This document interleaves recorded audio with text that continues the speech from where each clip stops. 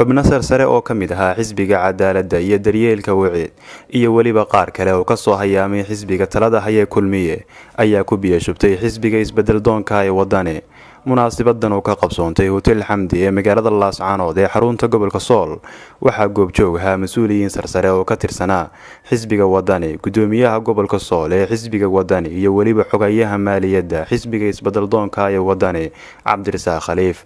dhammaan xubnihii ka kala socday asxaabta kale ee wadani maanta ku biiray ayaa ku dheeraaday micnaha ay sameynayso inay ku biiraan xisbiga isbedel doonka ee wadani. waxaan kor istaagayaa asxaabtaan kor istaagayaa anigu maadaama aan ahay gudoomiye ku-xigeenka gobolka sool maxamed cabdi iyo bukud saa u taqaaniinba waxaan kor istaagayaa hadafkayga asxaabnimo. saddexda xisbi baan kala qaadayaa, waxaan cunayaa muddada ula soo baxayaa kulmiye. marka hore kulmiye saddex eray uu leeyahay yaan wadani lahayn. kulmiye ninbaa waxaa la sodogiiba wuxuu dabcandhin inuu qadiyo, markaasuu soo barkadii dul taagan oo arigiisii waraabsanaya yuu sodogii soo dul istaagay, markaasuu kiiska iska waalay, markaasuu yidhi allahu akbar, wadaantiitu soo qabsay allahu akbar allahu akbar allahu akbar. markaasaa midku xigaya war see wax leedahay waad geela u heystay oo si fiican uga siro oo maxaan idhaahdaa geela aan ugu heestaa si warday geela hobiyo dawi heystii la yaqaano ugu hees. markaasuu yidhi war wax ma kuu sheegaa hashan allahu akbar ku cabeyn ha iska tagto. kadib maanta waxaa farxad weyn ah aniga iyo taageerayaashaydii iyo xildhibaanadii golaha deegaanka inaanu si toos ah maanta laga bilaabo aanu nahay xisbiga wadani.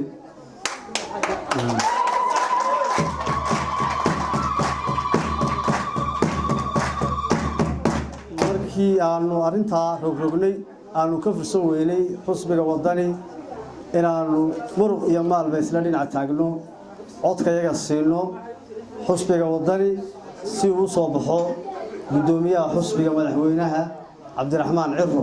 mid waa xisbigii aanu ka nimi iyo waxyaalaha aanu uga nimi iyo qodobna waa kusoo biiritaanka aanu ku soo biirnay xisbiga wadani. hal midna waan raacinayaa, tacsina waxaan u dirayaa xildhibaan cabdiraxmaan. markaan ku noqdo maantan xafladan ballaaran naloo qabtay, waxaanu annagu ahayn golaha dhexe ee xisbiga wiciid ahaana gudoomiyihii gobolka buuhoodle. markaanu aragnay inuusan faysal cali waraabe doorashadan soo socota uusan diyaar u ahayn inuu noqdo xisbi xaakim, markaanu aragnay in laba xisbi ay ku tartamayaan doorashadan soo socota, xisbina uu yahay kulmiye, xisbina uu wadan yahay kulmiye.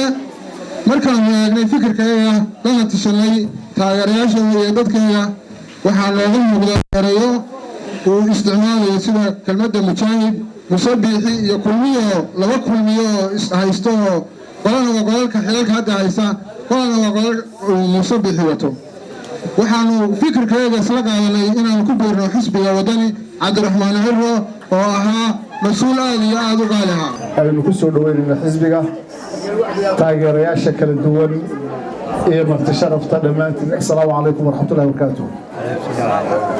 salaan kadib marka ugu horeysa waxaan hambalyaynayaa salaamaya soo dhaweynayaa xubnaha maanta ku soo biiray xisbiga ee uu ka mid yahay duqii hore ee degmada cismaan saleebaan, xubnihii afarta ahaa ee xisbiga wicid, gudoomiyihii ku-xigeenkii gobolka sool, gudoomiyihii gobolka buuhoodle, gudoomiyihii garabka haweenka iyo gudoomiyihii garabka dhallinyarada iyo aqoon-yahan cabdicasiis oo ka mid ah aqoon-yahanada deegaanka ee gobolka sool kana mid aha qurbajooga oo yimid.